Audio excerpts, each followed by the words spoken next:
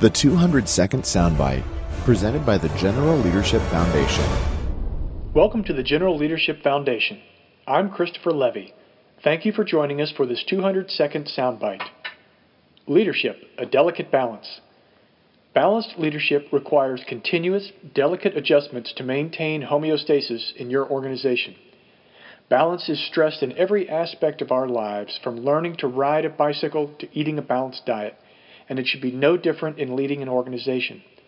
We've all worked for a person who had no life outside of his job, at the office by 6 a.m., never home before 10 p.m. Working those hours is a personal choice, but a leader must be cognizant that his choices affect the lives of everyone in the organization. Balance is critical to good leadership and essential for a healthy organization. If there is no push to get the job done, the organization fails. But at the same time, if the culture is such that everything outside of work is sacrificed due to long hours, the people will fail just as quickly. A good leader is like the fireman on a steam locomotive.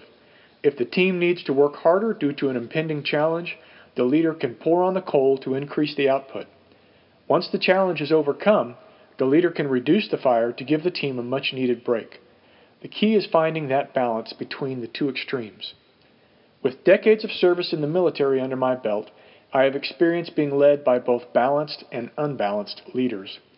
The great leaders were the ones who could combine hard work and fun into a fusion of esprit de corps.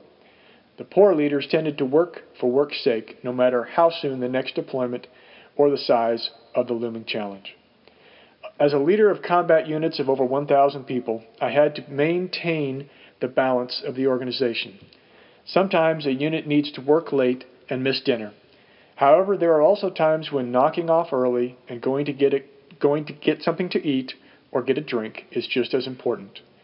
Forging bonds with coworkers outside of the work environment or giving them extra time off with loved ones generates loyalty and grows employees willing to work hard when it is necessary. As Jack Torrance said in The Shining, "All work and no play make Jack a dull boy." A leader has to watch his people closely. They are his most precious resource. He needs to keep an eye on the horizon for upcoming events that will demand extra work and must ensure his team is well rested when it comes time for the surge. A leader won't always be able to forecast every period of extra effort, all the more reason to meter the work requirements of your team. Balance changes with different circumstances. A leader must evaluate the situation and make a decision each and every day.